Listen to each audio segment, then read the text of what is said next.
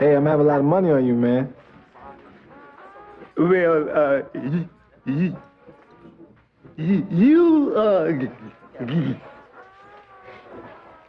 you, you getting ready to be a rich nigga. Welcome back. Welcome back. Y'all know what time it is. Talking cash. Talking that. Your favorite segment. Ours too. Asking for a friend. Best of them. There you go. Hey, gonna be a little different going forward. Always subscribe to us, Talking Cash Podcast on YouTube. But our new episodes of Talking Cash and Asking for a Friend will be debuting on Greenwood Financial Network on YouTube. Go check us out. So go ahead and go subscribe. That's where the new stuff will drop. You can still catch it here, but it's going to premiere on Greenwood Financial Network on YouTube. Go subscribe. All right. Now that we got business out the way, The business. let's get down to this letter.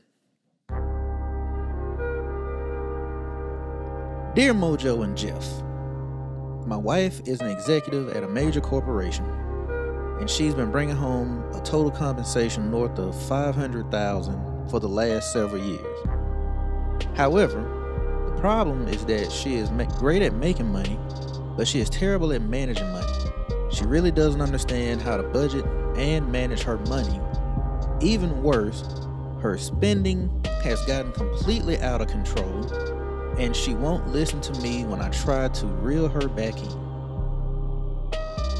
She says that she wants to retire early because her company tends to push executives out the door in their 50s. My wife wants to have a very lavish retirement lifestyle, but will never be able to achieve those goals if she keeps lighting money on fire.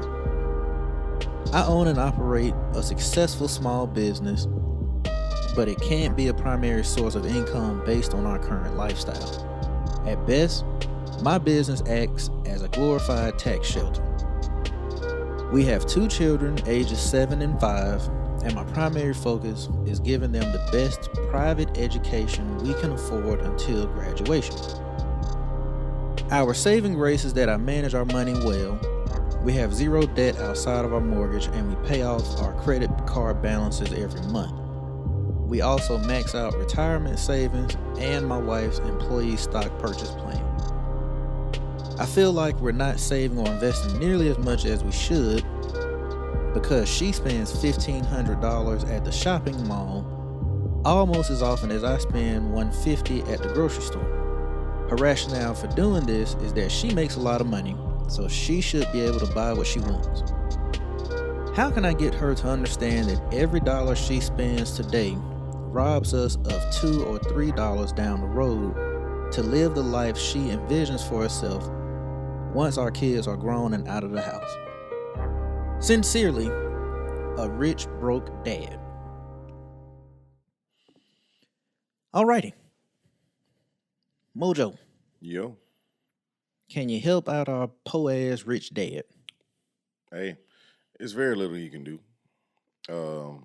She gonna blow that bag regardless. You know, ain't no point of making all that money and you just out here living the hobo life. You know, she gonna if she making what is it, $500,000? 500,000. 500,000 yearly, right? Yep. Stop. Just you tripping, cuz. Monthly, but after taxes, she should be bringing home about $25,000 a month. She good. What the problem is? He just wants something to complain about. I was about to say, some folks just can't be happy. You just won't leave the will enough alone. You won. You mad at... And here's the thing now. You must be mad because when she go spend them $1,500 at the mall, you must be tired of all them polos. Nah, I got it. I know we're wrong. See, she ain't bring you back them polos. She bring you back them old school velour suits. With that. You got a whole wardrobe full of velour suits. I think this look nice on you. Nah, she spend that money shopping on you, and you don't necessarily like her selection, but hey, she bringing in the bread, so like it ain't nothing too much. Yeah, you can rightly She say. buying him the official uniform of Unc.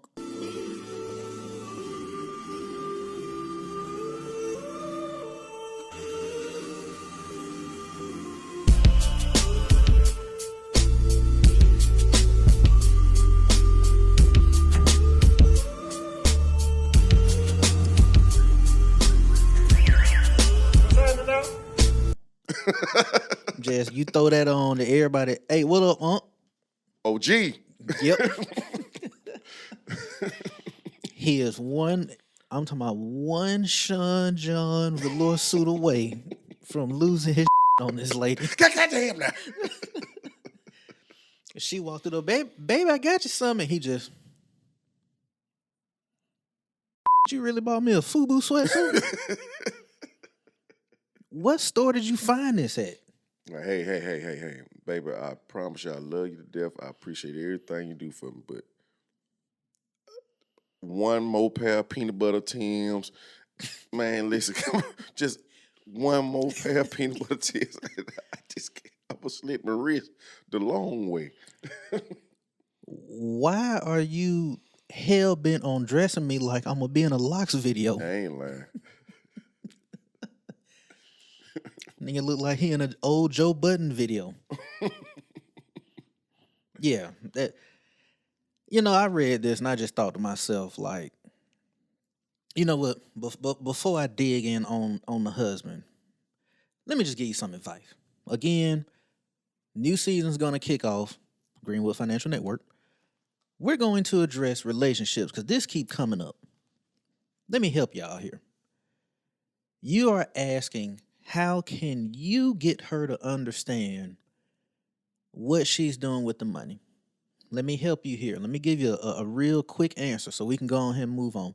You cannot. There's nothing you can tell her. Y'all need to go meet with a financial advisor or some kind of counselor or something, because that's the person who should have that conversation with her. This is what I do for a living. I tell married couples all the time, don't attack each other, right? Because y'all gonna get in the car after y'all leave a meeting with me where you done attacked each other. And it's gonna carry on all the way through the house. Like, you on the ride home, you gonna get home, you gonna have it out in front of the kids, you're gonna be in the bed talking to each other. Let that financial advisor or that counselor have that conversation with her. Get you a money mediator. There you go. And what you do is you have a conversation with the money mediator. Let them know what your concerns are. Let them spell it out. And then let them be the bad guy. So when you get in the car, you can throw them all the way under the bus and y'all can go home and bash that person as opposed to attacking each other. Exactly. Collectively, together. Yeah. Like, you can get in the car and be like, baby, I can't believe he said that. What? No, I ain't got no problem with them velour sweatsuits. I can't believe he even brought that up. He tripping. Baby, I love all them Tims. I got a closet full of all the same color Tims. What man don't want that in 1998? And the brand new suit rag you got to match with them. Baby, keep them waves crispy. Yeah, like, I don't know why he even brought that up. I have no problem with dressing like I just got out. So, see how that works? This was popping in 97. Mm-hmm. See how that works? As opposed to you sitting here saying, how can I get her to understand? First of all, let me just be honest. She's bringing home $24,000 a month, $25,000 a month after taxes. Is her spending $1,500 really that big a deal? I would hope not. What? I'm with Mojo. Like, you're just trying to find something to complain about. And I believe it's really just because she just makes a hell of a lot more money than you. Yeah, that's a drop in the bucket. You like, yeah, she dropping $1,500 in the mall. I'm spending I feel like that same way when I spend $150 in the grocery store. I'm like, bruh, come on now, you tripping. You tripping hard. You said y'all have no debt outside of your mortgage. So it seems to me like y'all are doing pretty good. Now, again, let me give you some practical advice here. Financial advisor, financial counselor, whatever you want to call it, y'all need to go do that. The other thing is, you've sat here and said that she wants this lavish retirement lifestyle. What does that mean exactly? Does that mean she wants $500,000 in retirement, just like she's making now? Is she okay with instead of $25,000 a month, 10 a month? So you need to figure out that part. Then you can actually put a number to what it is y'all are trying to do. And then maybe you can go to her and say, hey, baby, for us to have the lifestyle right now, that for us to have the same lifestyle in retirement, we need to have $10 million set up. See, now that's a different conversation. Right. What you're doing right now is being a hater. Every time she walk in the door with a bag, you just complaining about, well, that money, we could have put that money towards whatever. I tell, especially the men that I work with, you can tell her no. But you got to have a reason for telling her no. Because what a lot of y'all want to do is just say no. And then when she asks why, you on some, because I said so. That ain't going to work too tough. No. It's definitely not going to work with a woman who is in corporate America and some high-end exec making $500 a year. That ain't going to work too tough. Not going to work. Unless your ass making like $2 or $3 million a year. Yeah. Which you ain't. So, if you tell her no, it has to be a no with, well, baby, no, we talked about this. We need to get to this point by this age. So we need to rein back in the spending. And you need to be able to say, now, baby, I want you to have that. But that damn financial advisor who is killing me about my do-rags and my damn sweatsuits, he said you can't do it. You got to get somebody else involved, bro. Because it ain't going to work with you just telling her to do this. The other problem I got with this, you said your focus is giving your kids the best private education y'all can afford. Why? Like, I understand why, but here's what I mean. You didn't tell your age on here, but all you said was your wife's company wants to push people out the door in their 50s. Right. I'm just going to assume, based on the amount of money that she's making, y'all are probably at the earliest, maybe mid-30s. Because most folks ain't going to make that kind of money until really they 40s, truth be told. Yep. But I'm going to give you mid-30s just based on the fact that you say they push folks out at 50. So if y'all are really in your mid-30s, and it's looking like she probably is going to lose this job, let's just say in 15 years or 20 years. That lifestyle she wants in retirement versus that private education, you're going to have to pick because you ain't going to be able to do both. Here's my suggestion.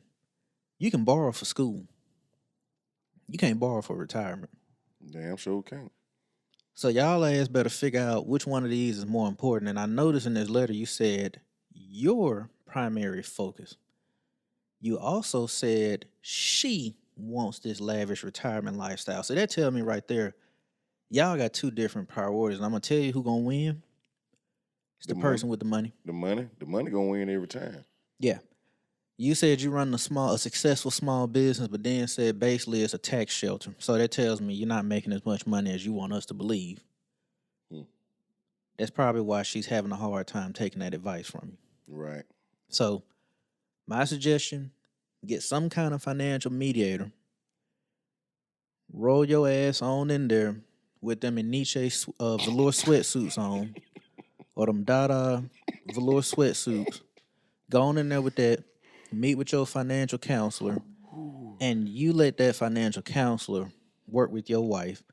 And it is your job to sit off to the side and just pay attention. You don't need to be interjecting.